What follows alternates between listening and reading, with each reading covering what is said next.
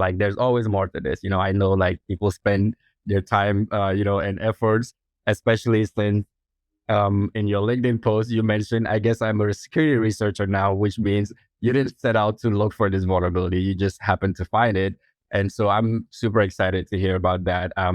That said, I know I gave a little bit of an intro about you, but typically I love it when my guests tell it in their own story, especially since this show is about storytelling.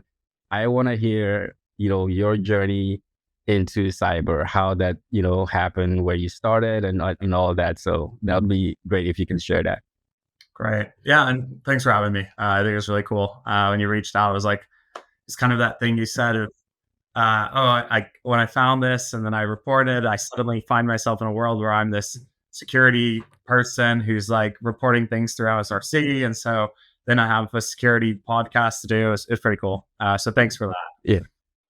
Thank you. And thank you for coming on the show. It was I actually didn't think I would get a response. So you have no idea. Like I did like a backflip when you responded. I was like, oh man, this is cool. I can't wait to talk to you. So thank you for coming on the show. And that said, I would love to hear how you ended up in cyber, your journey and how that, happened. Yeah, great. So I'm currently, right now I'm the CTO at a company called Pistachio. We're based in Norway. At least we're a Norwegian company. I'm where we do human cybersecurity risks. So that includes like security awareness training, phishing simulations, as well as other facets like insider threat detection. So anything really that's non sort of technical cybersecurity risk. But so I started though, if we go back, so I have like a law degree from the UK. So I'm American, went to school in the UK. Studied law. While I was there, I got into this argument with this professor, decided to prove them wrong about something, had to teach myself programming to scrape the Securities and Exchange Commission website to prove all these points. The professor didn't really care anymore, but by that point, I'd learned programming, and I thought that was quite cool. So then I went and I became a developer at a company here called Aller Media.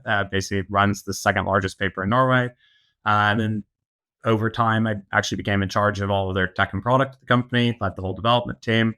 But then I got a job here where I was going to be basically the CTO of this cybersecurity company. And that was kind of my path into cybersecurity. Prior to that, I probably would have been, I almost am embarrassed to say, I would have been the guy who was like, I mean, they're not going to hack us, are they?